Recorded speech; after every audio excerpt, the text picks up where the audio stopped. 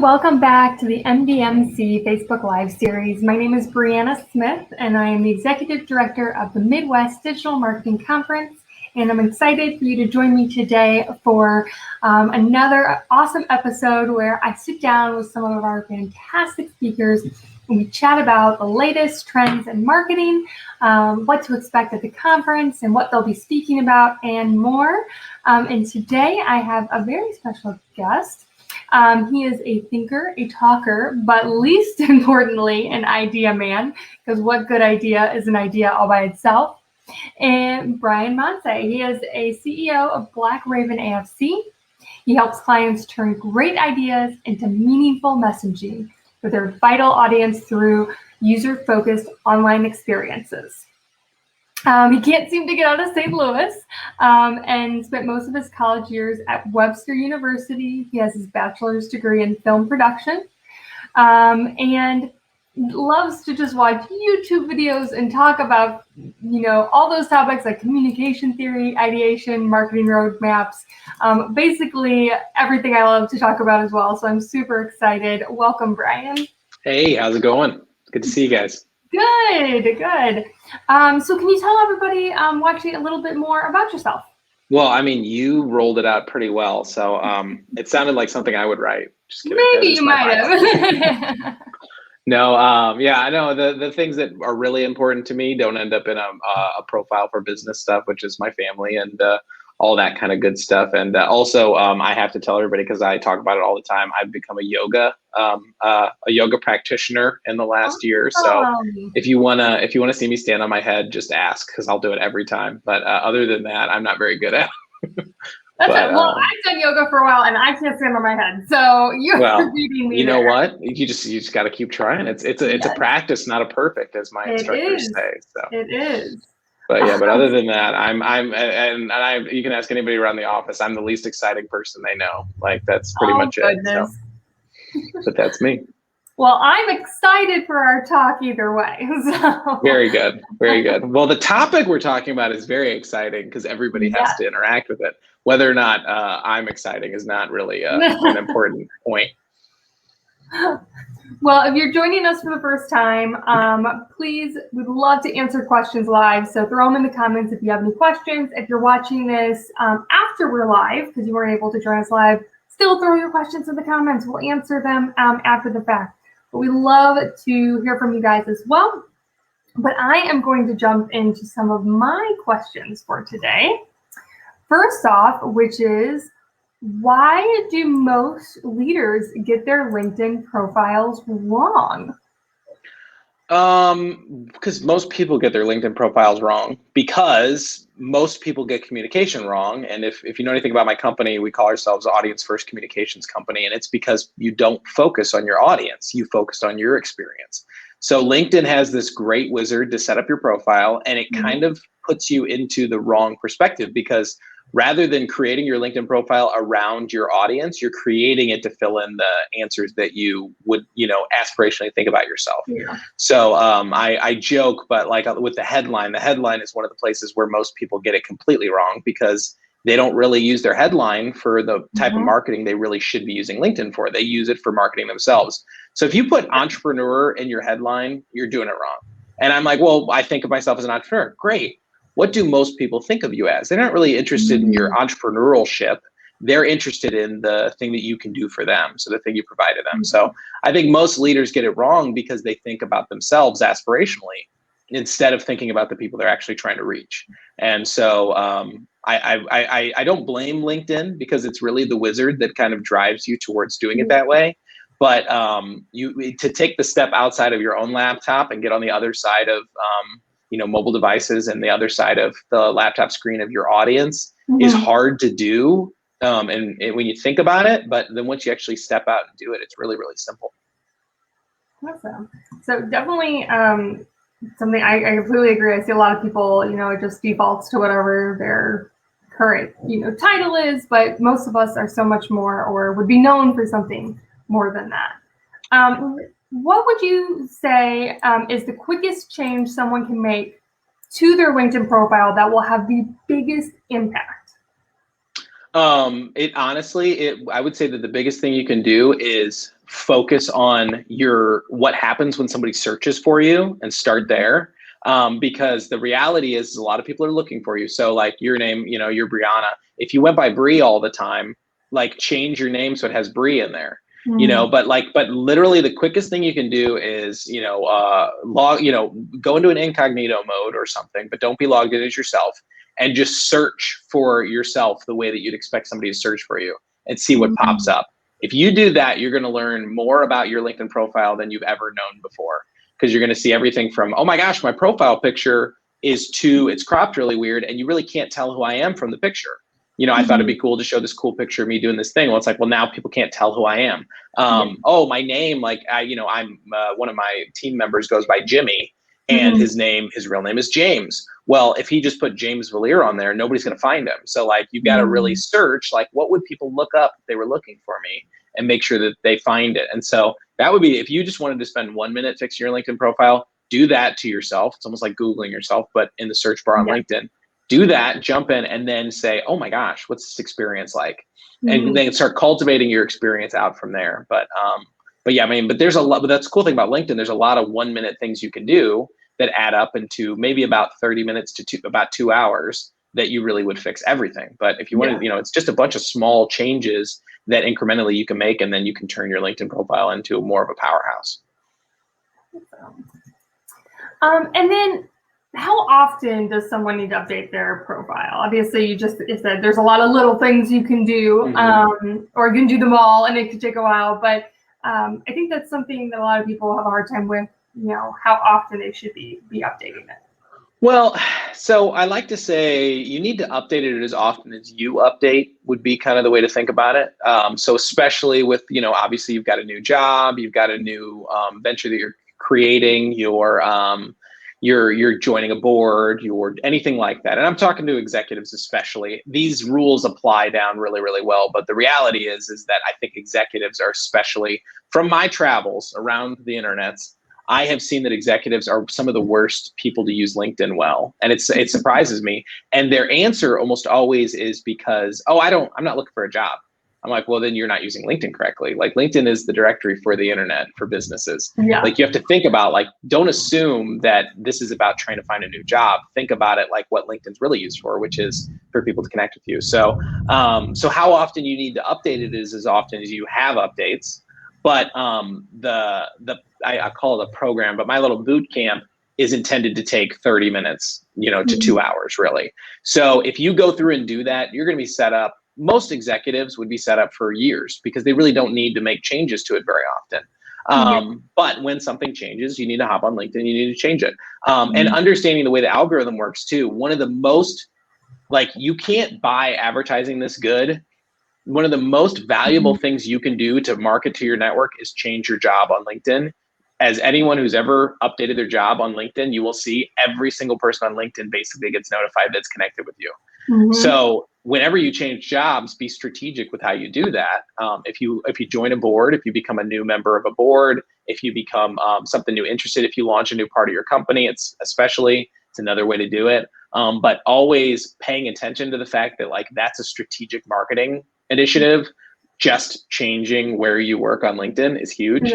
So, but that's something, but you want to make sure you're leveraging those every time you can, and make sure you're timing it so that you can actually, take in the influx for your audience of people that are going to have eyes on you. So if you're just joining us, we are chatting how to get more of your LinkedIn profile. I'm already learning so many great tips. If you have any questions on how to improve your LinkedIn profile, whether you are a professional or a student or an executive, would love to see your guys' questions.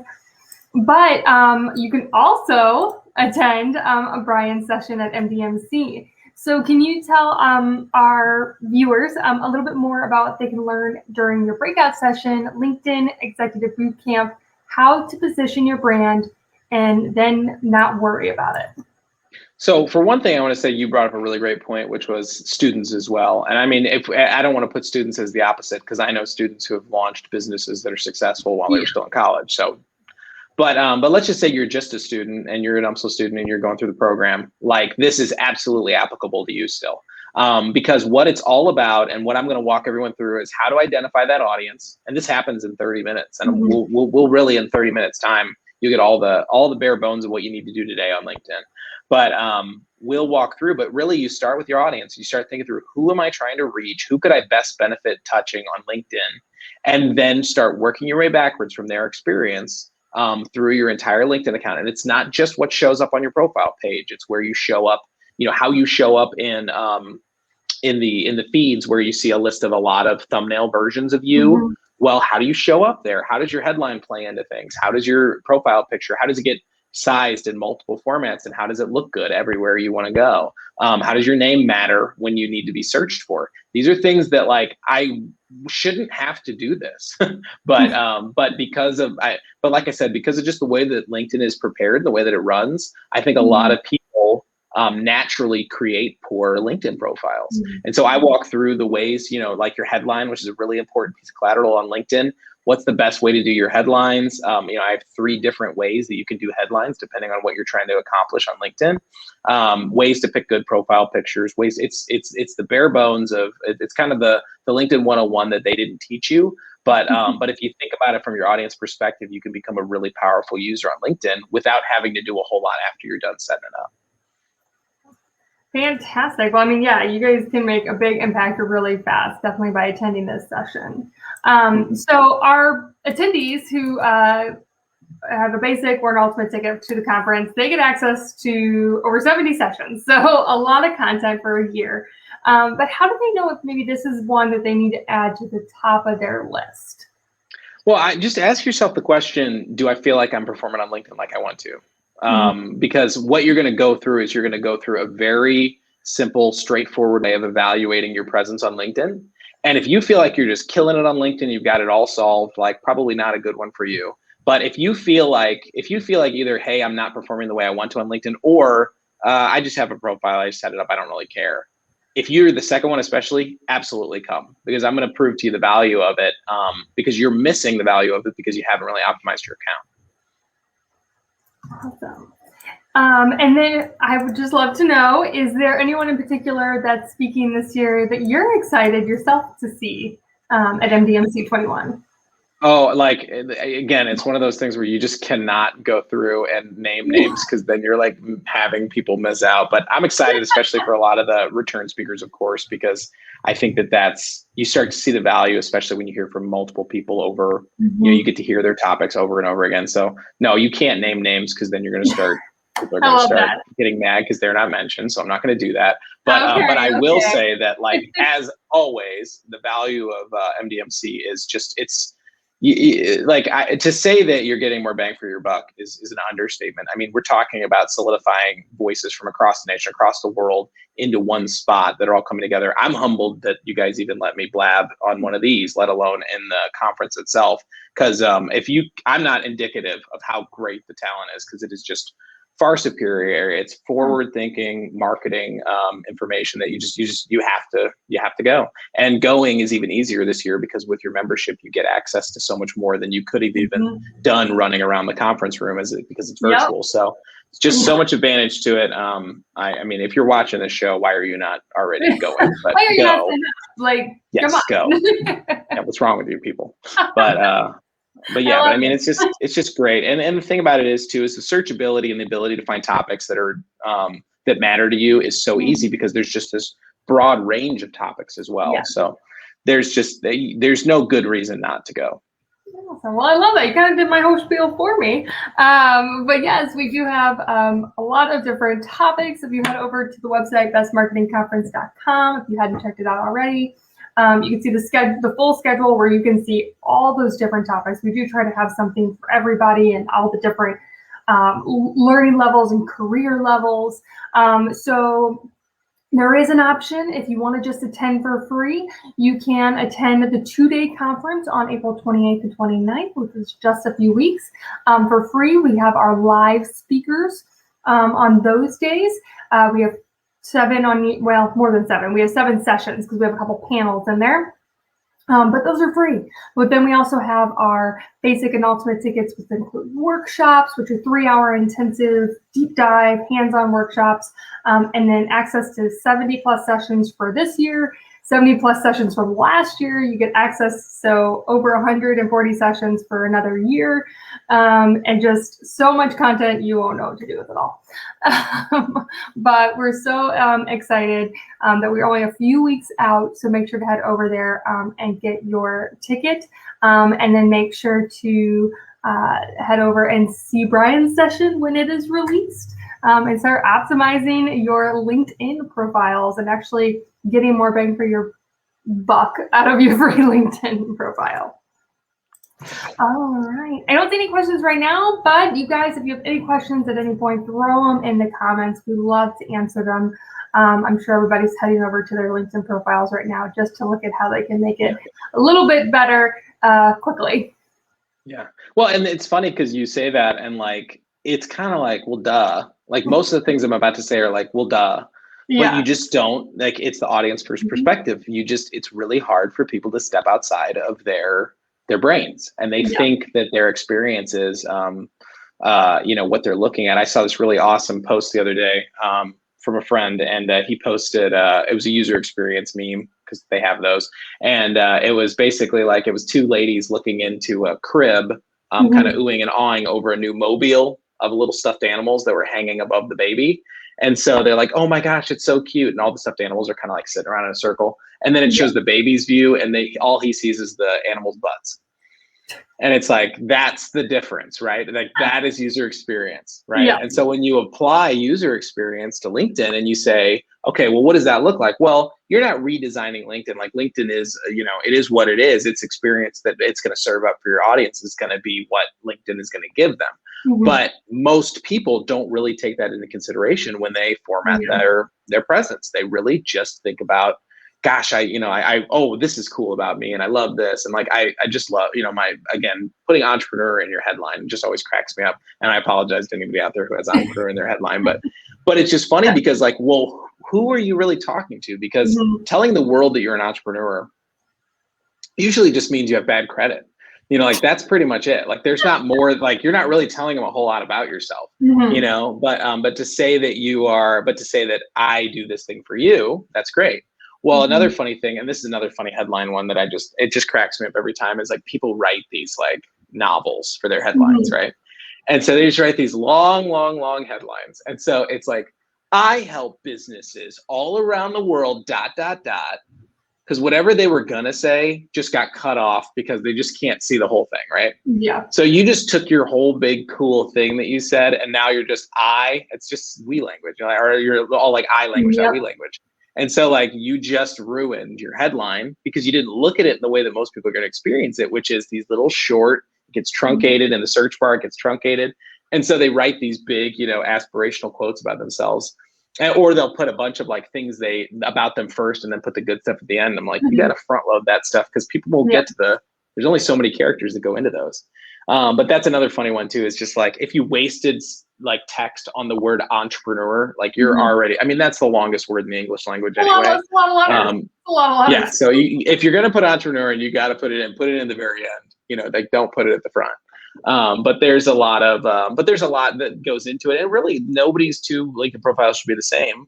But there are consistent ways to address the platform better and just get out there better. And it's dumb stuff. It's like, head smack kind of stuff. Like, why was I not doing that before? I think profile pictures too are just like another funny bugaboo of mine, because like you need, like, one of the funny things, and I'm not going to go into this because it's kind of it's just not appropriate for this, but you take a look at some people that you like, and then look at who is relative, like who's related on the which side is this? The right-hand side of the screen. Look who's related and look at their profile pictures and see who gets the most clicks. They all have good profile pictures, like related, like are people who like, clicked on this, clicked on others. You'll see this list of people and you're like, okay, they all have good profile pictures, right? That's not magical. Like people don't get clicked on with bad profile pictures because you just don't, no one's going to thumb in and actually get to see you. So profile pictures are funny. Another one that's really interesting, and I don't know if this is the right time to talk about this one, but I'm not talking about it in my message, is using LinkedIn added the option to show your preferred pronouns, which depending on, if you want to show your preferred pronouns, it's like a great place for it. In your mind, it's a terrible place to do it. Like it was a bad idea for LinkedIn. You should write that in your bio, because what happens is in your thumbnail version of your picture now, all you see is your preferred pronouns, and then you lose your headline because you lost a bunch of space for your headline. So it bumps your headline down where your preferred pronouns are like the first thing you see, right? So it's just like stuff like that. It's so dumb. You'd say, well, yes, I want people to know my preferred pronouns. Put it in your bio. Don't put it in your headline, or don't use the way to select that on LinkedIn, because it's not a search function people use. People don't look up pronouns. It's just not something people do. And then you're wasting your billboard space for your headline. So just little stuff like that. It's anyway, there's just so many little dumb things, but when you look at it the way that other people look at it, it changes your whole perspective. Yeah. We actually did get some comments after after I said that. So we have Sarah. She said before going to UMSL, she did not know do much with her LinkedIn profile, but now that she updates it all the time, she sees the value in making sure it's updated often. Awesome, great comment, Sarah. Love that. Love seeing our UMSL students on here. And then Anne did have a question. Do you recommend approaching a company LinkedIn profile the same way? Yes, except company LinkedIn profiles are not super important. I know that sounds like whatever, but like they're used in a very particular way, but they feel like they're important in a way that individual profiles do. But a LinkedIn company profile has a lot less traffic than any one person on LinkedIn. It's just the way the algorithm works, like post updates and all that stuff. You don't really engage with the profile of a company as often as you engage with the profile of an individual. So where companies don't show up as often, the logos show up, but you just don't have as much space. So yes, I do recommend approaching your company profile from an audience first perspective, because that's how I recommend everything you could ever do in communications. But for me, the big focus is like the power of LinkedIn is on the individual profiles. That's where LinkedIn rises and falls, and its success is with individual people. The profile pages on, like, for instance, on Facebook, company pages have a lot higher value. But unless you're getting into paid marketing initiatives and stuff, the company profile page should be done correctly, should be done from an audience first perspective. I think most of your energy should go into making you look good on LinkedIn. And if not just you, your executives on your company, those salespeople, like I'm always for training anybody who's customer facing, really anybody is at your company. But if you're starting out, definitely your leadership, and then your salespeople, customer facing people. Like you said, it's the individual profile. So leveraging those, getting those optimized for an audience first approach, and then going and still having your company profile, but don't think that they're two separate things. They're all connected. Right. Yeah. And I mean, I don't want to understate that, like, it's important to make your company profile look good. But, you talk about, let's just say you had one afternoon and you can't do both. Which one would you do? Every time, make sure your profile is up to date, not your company profile. Every time. It's just way more bang for your buck. Awesome. Well, great question, Anne. Thank you so much. That's all the questions we have for today. But again, if you guys have questions or want some help with your LinkedIn profile, make sure to attend Brian's session at the conference later this month. And I will be back again next week. Thanks, everybody. Thank you so much, Brian. Thank you for having me on. See you guys at the conference.